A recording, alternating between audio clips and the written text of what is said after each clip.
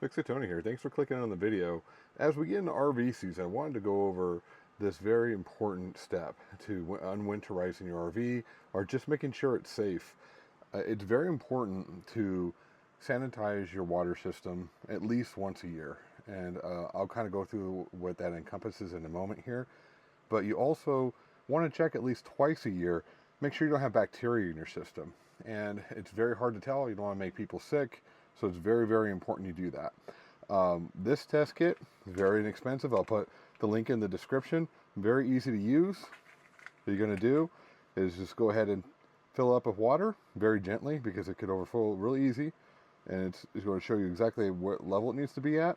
And then you're just going to put it in a room that's over 70 degrees for 48 hours. You'll know within 6 to 12 hours, though, if there's a problem, because it'll turn yellow. These two tests, one's for my fridge, one's for my water tank. If they stay purple, that means that you're good. If it turns yellow, you have a bacteria problem. You need to sanitize your system. We'll go over how you do that in a moment. But this is a very good indicator. It'll help keep your travelers all not getting sick, and it'll keep your system clean. I currently run a full-size fridge in this RV, and this fridge actually doesn't feed off the main water system. It actually feeds off this system over here. Part of my mess. We actually just went on a trip not that long ago here. But basically, we have a separate water pump here. I'll put this in the description too if you're interested in something like this. But basically, it uses Sparklets bottles, which we have Sparklet service already. Sorry for all the dust and dirty. We're getting ready to go on trip here. But it uses Sparklets bottles, runs off 120 volt. You can also, there's a system to make it run off a 12 volt if you want to. But basically, it pressurizes your system, so all your water coming out of your fridge and your ice is from Sparklets water. Not to say that this system can't have issues with bacteria, so that's why we test both systems, because we do use the ice in this. We want to make sure it's safe. And then we go into the bathroom here, and we make sure that the water in here is safe. Sorry for my sink. It actually cracked. We had to put silicone on it last trip. I actually have a new sink going in. I'll be making a video on how we do that, and actually just probably next week or two, so you guys can see, because these sinks, for whatever reason, are horrifically expensive. Winnebago does not make them, and the company that they licensed out to make them charges $300 to $400 with a 4 to 6 week backlog. Stupid. There's an easier way to do it. I'll show you. So, with that said, so say that your system is contaminated. What do you do? It's very, very easy, and we're going to go outside and I'll show you. So the first step to sanitizing your system is use the correct bleach. You're not going to use the deodorizing one. You're going to use the one that says kills 99% of bacteria and viruses.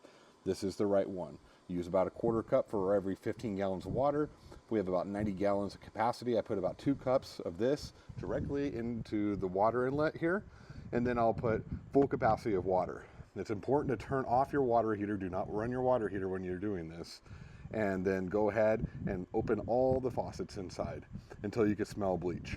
Then you're going to let the unit sit for at least 12 hours. So you're going to leave it sitting for 12 hours. After the 12-hour period, you're going to drain everything. And then you're going to fill it back up, and you're going to keep on filling and draining until you cannot, so you keep on opening the faucets as you're draining and filling, and until you cannot smell bleach anymore, that's when you're going to stop. Generally, the way I do it is I will drain and fill it twice before I even start playing with the faucets. So I'll drain and fill it twice with water, and then I'll go ahead and then I'll run the faucets, and then I'll keep on draining and filling until I cannot smell bleach anymore in the system. That way you know you got all the bleach out of the system and the system is clean, and then you want to go ahead and rerun that bacteria test to make sure that you don't have any residual issues with it.